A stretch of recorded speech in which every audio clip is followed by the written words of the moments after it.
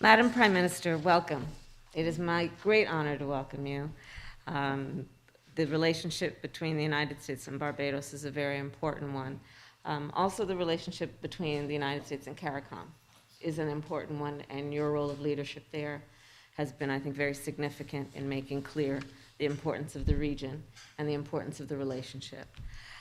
As you know, and I think about and talk about all the time, I truly believe that our world is interconnected and interdependent more so than ever before, as highlighted by the most recent events, including the pandemic, but also as highlighted by one of the greatest crises that we face as a globe, which is the climate crisis.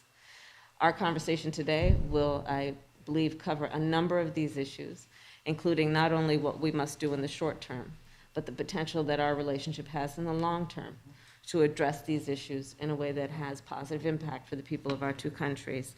Since our diplomatic relations began 55 years ago, the relationship between the United States and Barbados has continued to grow. And of course, we take very seriously, as the United States, our membership as neighbors in the Western Hemisphere. And it is in that spirit that we do the work that we do together, including the work we will do to continue to address the COVID-19 pandemic. We've already donated, I think, over 1 million doses of vaccine to the region, with a promise of 3 million more at least. The work that we are doing together is to strengthen the economy of the region. You and I briefly spoke about that before we walked in here, and that'll be the subject of our discussion this afternoon. And then, of course, what we can do to assist in our collective determination to make sure that the people of our countries are able to live in a way that they are able to prosper and be safe. To that end, we have a long-standing relationship with Barbados as it relates to the safety of the region and the fighting of drug trafficking and transnational criminal organizations. Madam Prime Minister, I also applaud your commitment, and you've been an outspoken leader on the issue of human rights and LGBTQ rights. Your outspoken leadership in terms of combating climate change. And also what you have done to highlight that not all countries are equal on this issue, including an understanding of who are the greatest emitters and who are actually receiving the impact of it, being some of the lowest emitters. It is a fair point that you raise over and over again, and one that we will discuss this afternoon. And then finally, I will say again that the relationship between the United States and CARICOM is a very important one, which we intend as an administration, and I was just with President Biden, who of course expresses his welcome to you. It is an important relationship that we intend to strengthen. So welcome and thank you. Thank you. Thank you very much, Vice President Harris. I really want to say how happy I am with my delegation to be here to meet with you and your staff today. We too believe that we have a strong relationship between our two countries and between our region. And it's best captured, I often refer to it as a neighborhood. And we have a good neighborhood, and we are ever conscious that good neighbors must be neighborly.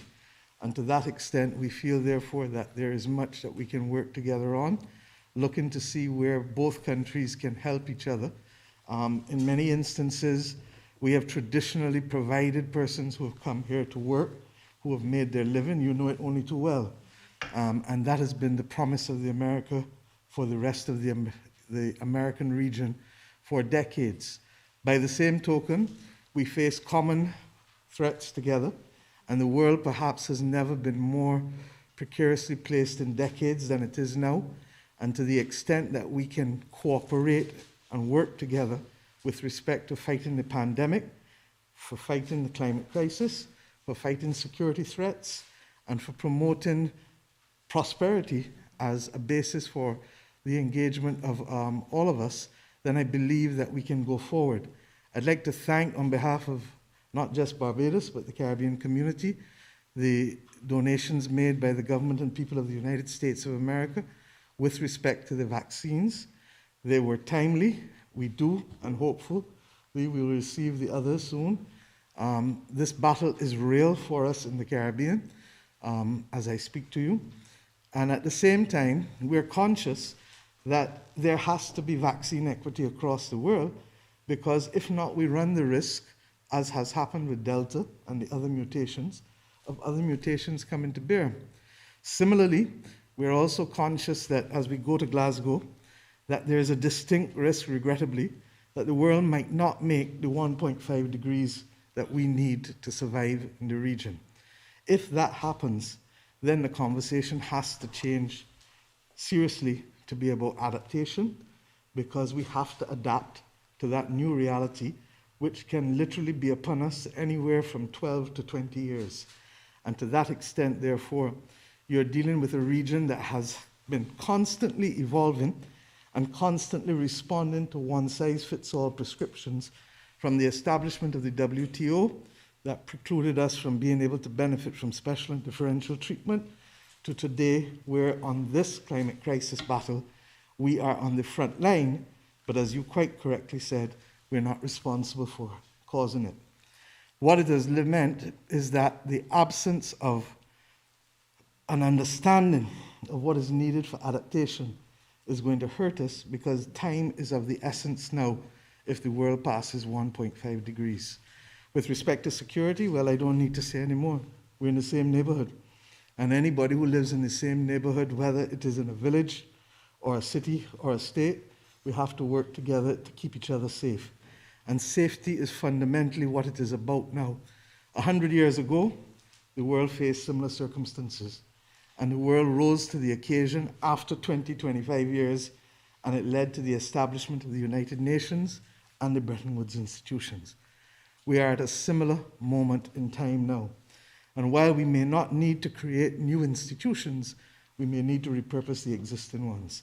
So I want to thank you. I look forward to the further, deeper conversations, and to really building a relationship. And at a very personal level, we've said to you, and I've said to you, that Shirley Chisholm is a Barbadian.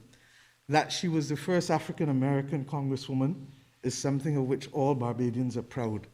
That she became the first African-American woman to run for a major political party in a presidential nomination is also something of which we're proud. But perhaps more than all of that, we're proud not just because of her courage, but because of her message. And her message was one that required equality of opportunity and protection of the vulnerable. It is the philosophy that binds us still today. And at a very personal level, I know that both you and I have celebrated first, but in both cases we've said, we've not come to be the first, but we've come to ensure that we're not the last. Thank you very much. Thank you, thank you, thank you.